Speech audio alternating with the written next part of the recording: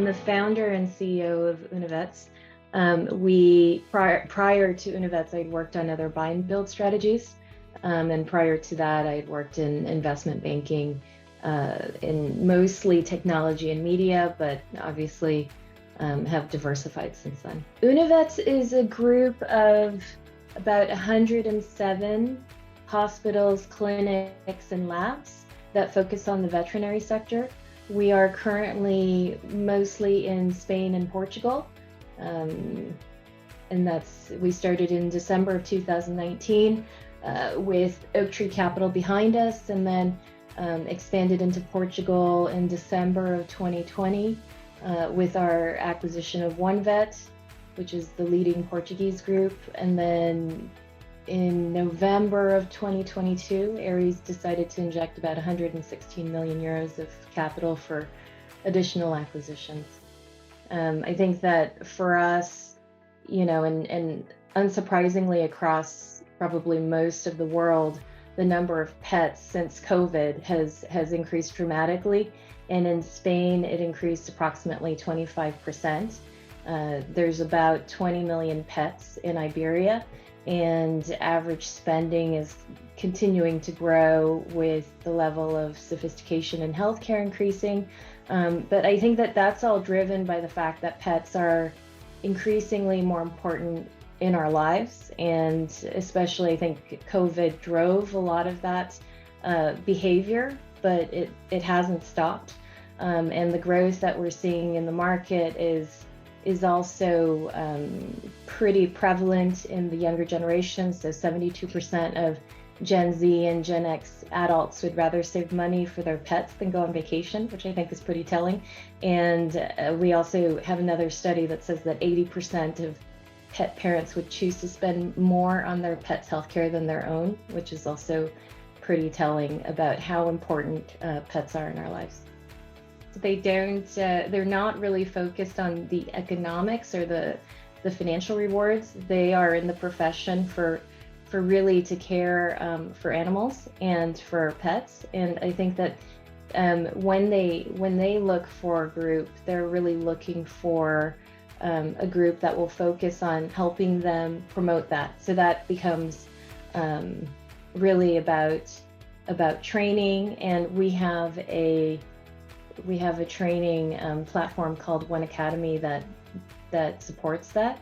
And the other element that I think when you look at how vets live, and there's a global vet shortage, they're also looking for more balance. So shared services, and really offering these shared services to the clinical practice teams, that gives them more time. And what's been very rewarding is to hear clinical directors say to us after they sell that they've their work-life balance has really improved, and they can now spend time with their kids, but they're still focused on spending time in the way that they want to, which is on the practice, but not on maybe accounting or on negotiating the best rate with a supplier. We find that consumer telemedicine is limited to certain areas where maybe it can help promote better engagement, or maybe you can do more follow-up. But really where we see the opportunity in veterinary telemedicine is more in the B2B aspect, where you can have vets talking to each other about second opinion cases, or maybe with CT scans or imaging, radiology. All of those elements have much more potential, we think, than consumer telemedicine. In terms of pet food retailing, we see that pet retailers have done a very good job of continuing to take share away from veterinary clinics, because they're very focused on healthcare, but not necessarily on sales. And that trend seems to continue. But going forward, I think that if vet groups can become more sophisticated in their retailing strategies, they have a chance.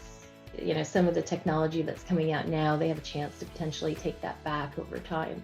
So it'll be interesting to see how those two dynamics continue to evolve. So I think that there's actually still a huge amount of runway in the veterinary healthcare consolidation. So that's probably where we will be focused. But that said, we see that there are retailers looking at veterinary healthcare, primarily for the reasons that we were just talking about. It's difficult to do well. The DNA of a retailer is retail focused, and the DNA of veterinary healthcare is healthcare focused. How that happens, I think, will be on a select basis, and we'll see. But it seems that first there's probably going to be more consolidation within each of these verticals, and then if there's some convergence, it would be probably on an opportunistic or partnership basis. But yeah, we'll see. I think internal competition for wallet share is probably then going to probably drive some of that, and maybe you'll see some of these companies under a single umbrella, but with different management teams, because as I said before, I think inherently the DNA of what they're trying to accomplish is slightly different. At the end of the day, you're buying a team, right? You're not buying the facilities. Facilities will more or less fall within a certain range, and you have to make sure they have the right equipment. But we're investing in teams, and so that comes down to the clinical director, their leadership skills, whether or not they have a stable team, and whether or not they have the right skill set within that team to continue to evolve the practice, because veterinary healthcare is going through its own evolution in terms of what's expected. Customers expect a lot more services now. They are looking for more specialties. And so you need to have the right teams that have that skill set and that training to be able to execute to that demand. So that's really what we look at. We have a lot of other bells and whistles that we look at in terms of financial performance, the EBITDA margins, et cetera. But at the end of the day, those tend to fall out from having a great team. Everybody realizes there's a massive global vet shortage. So I think that we're going to see market developments that address that, so that the demand can continue to be met. And I think that also translates into changes in training, postgraduate training for specialties, B2B telemedicine, second opinion. I think that triage is going to fundamentally change in terms of having nurses, trained nurses and technicians be able to support vets better. You'll see that in some geographies that are less evolved, and I don't mean less evolved like they don't offer great care. I just mean that they have, for example, in Spain, you'll find that there's a high percentage of vets to nurses.